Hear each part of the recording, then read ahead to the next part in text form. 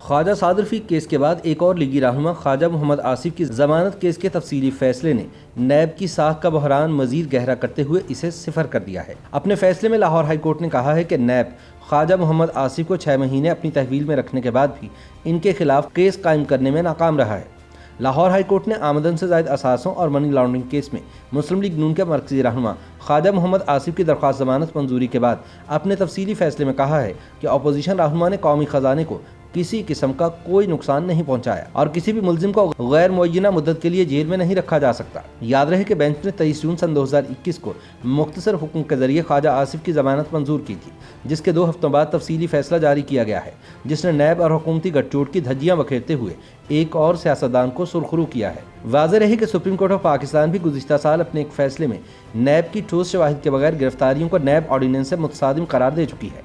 جولائی سن 2020 میں خواجہ صادر فیق اور سلمان رفیق ضمانت کیس میں اپنے فیصلے میں سپریم کورٹ کے جسٹس مقبول باقر نے لکھا کہ ملزمان کے خلاف انکوائری، ان کی گرفتاری اور انہیں لمبے عرصے تک جیل میں رکھنے کا عمل نیب آرڈیننس سے مطابقت نہیں رکھتا اور آئین کے مطابق ریاست کو اپنے شہریوں کی آزادی کے حق کو یقینی بنانا چاہیے۔ سپریم کورٹ نے فیصلے میں لکھا تھا کہ یہ کیس انسانی حقوق کی پامالی، ذاتی آزادی سے غیر قانونی محرومی اور آئین میں یقینی بنائی گئی انسانی عظمت سے مکمل انحراف کی واضح مثال ہے۔ جسٹس مقبول باقر نے اپنے فیصلے میں لکھا تھا کہ دھونس اور انسانی عظمت کی کھلی پامالی کی وجہ سے نیب ملک کی سرحدوں کے باہر بھی بدنام ہو رہا ہے۔ اب لاہور ہائی کورٹ کے جسٹس سید شہباز علی رضوی اور جسٹس عالیہ نیلم پر مشتمل 2 ججز کے بینچ نے 23 جون کو خواجہ آصف کی ضمانت کے حق میں فیصلہ سناتے ہوئے کہا ہے کہ خواجہ آصف کے خلاف نہ تو کوئی ٹھوس مواد موجود ہے اور نہ ہی کسی پہلو سے یہ حتمی نتیجہ نکلا ہے کہ انہیں 70 کروڑ روپے کی ترسیلات کسی جرم کے نتیجے میں موصول ہوئی تھی۔ بینچ نے مشاہدہ کیا کہ خصوصی استغاثہ نے سوالات کے جوابات دیتے ہوئے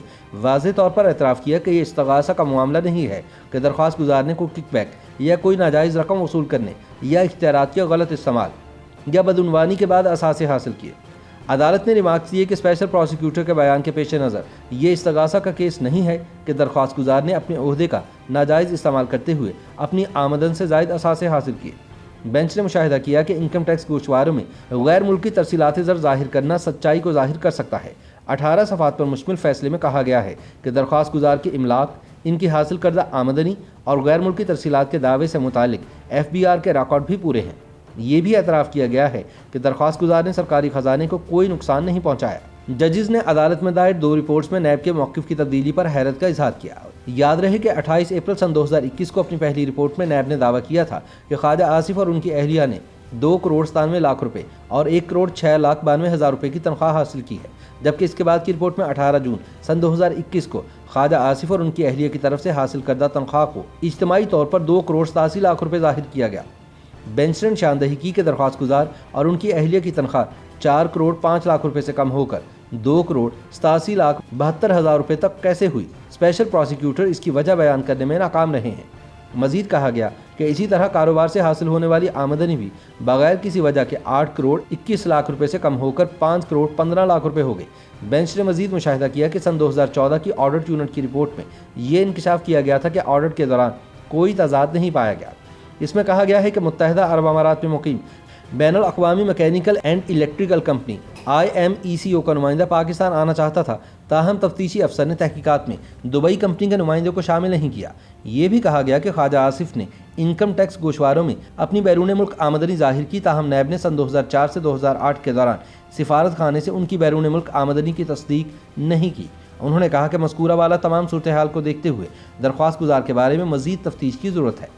استغاثہ کی جانب سے اب بھی مقدمہ عدالت کے سامنے قائم کرنا باقی ہے۔ اس معاملے پر مبصرین کا کہنا ہے کہ خواجہ صادر فیق کیس کے بعد خواجہ آصف اور SN اقبال کی ضمانت سے متعلق اعلیٰ عدلیہ کے فیصلوں نے اس تاثر کو پختہ کر دیا ہے کہ حکومتی اماں پر نیب صرف اپوزیشن لیڈرشپ کو نشانہ بنا رہا ہے۔ تاہم نیب ان لوگوں کے خلاف کسی بھی کیس کو عدالت میں ثابت کرنے میں ہر بار بری طرح ناکام ہوتا ہے، جس کے باعث اس کی ساکھ صفر ہو کر رہ گئی ہے۔